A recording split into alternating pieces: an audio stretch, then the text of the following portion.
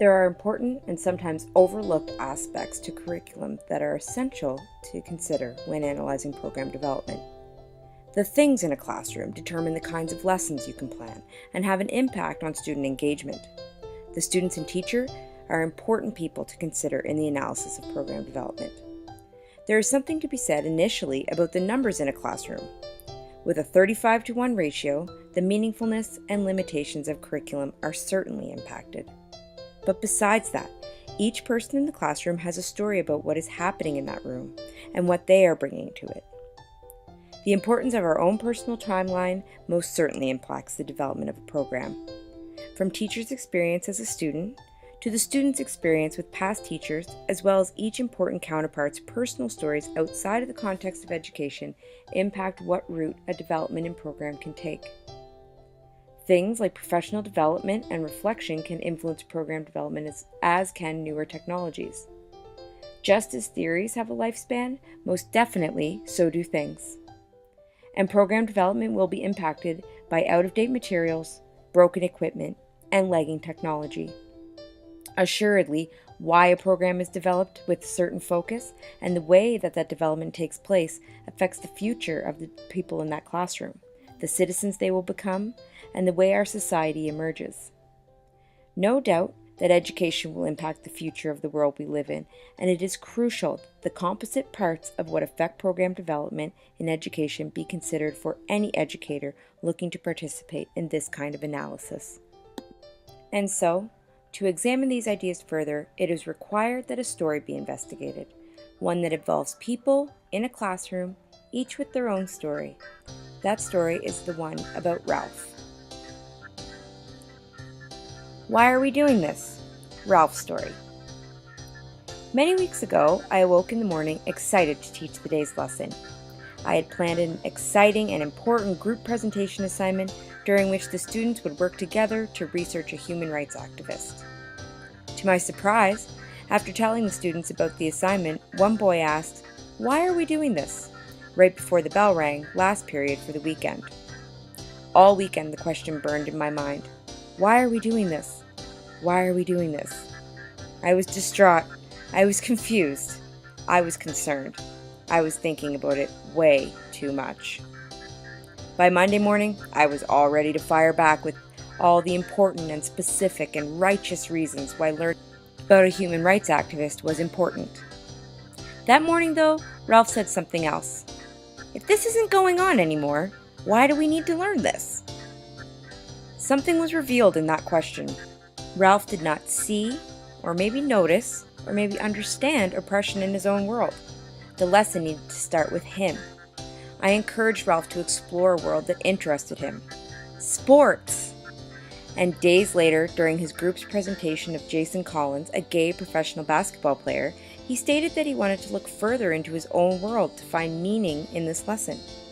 And weeks after that, Ralph showed an especial engagement in a presentation about North Korea, during which he asked questions to understand the state of the country better and how its citizens navigated their oppressive circumstances. This narrative required a lot of reflection on my part. To be honest, I hadn't realized it, but in the development of these lessons over the years about human rights, I had become somewhat high and mighty, assuming that by the very nature of the topic, the kids should find it important. And if they did not, that was their hill to climb. But in reality, Ralph needed to find this topic meaningful in his world and how he could relate to it in his life. Ralph needed guidance through this door. So the lesson changed with Ralph. The exploration of this topic, I realized, must come from the ones who need to understand its importance. I need to shape the lesson in a way that not only allows, but encourages the students to reflect on human rights as it might pertain to their world, their community, and their lives. For teachers, it is vitally important that we see the unlimited value in sharing our stories. For me personally, the sharing of this story has been a catalyst to examine some preconceived notions that I held in my position and practice. Namely, that Ralph and students like him are disengaged from lessons because they are lazy or don't care. However, in sharing this story with other professionally aware people, I was able to step outside of my role in the story and examine it more critically. This allowed me to see that Ralph was neither lazy nor did he not care, he just didn't connect with what I was so passionate about. And so, I realized I must encourage more inquiry-based learning for this and perhaps other units that I teach. And I can do this by modeling my own inquiry into the subject of human rights, by talking to the students about my story as a student in a high school where people's rights were being violated, by showing them my learning curve through understanding my privilege in this world, and by telling them about causes that I deem worthy of inquiry. This strategy of examining my personal story hopefully will encourage the students to examine their own path of caring about injustices in the world and learn something that can have a legitimate impact on who they become and what they care about. Ralph became for me an obstacle-turned resource. This story is providing me with a means of reflecting on engagement. I learned that Ralph is a caring student. I learned that Ralph did want to learn. I learned that Ralph could find these concepts meaningful with the right guidance. I am determined now to apply my new outlook on engagement in my practice.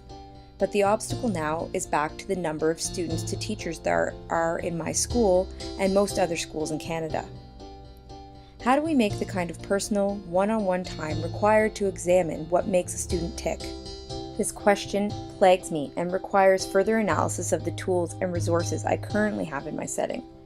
There is no sign of class sizes diminishing in the near future, and so I must find ways to make this deficient classroom model work for all the people in the room.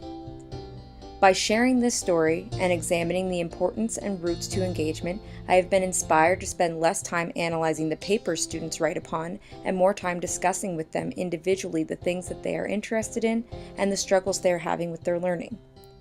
Most recently, I've been experimenting with ways to record anecdotal and observational evidence of learning, and found an unused iPad in my school to help me with this endeavor. Ralph's story has allowed me to share, examine, and develop the pieces of my program in ways I never expected. The value of story sharing for me has always been paramount. However, now I have some critical tools to unpack these stories with meaningfulness and student learning at the forefront of my mind.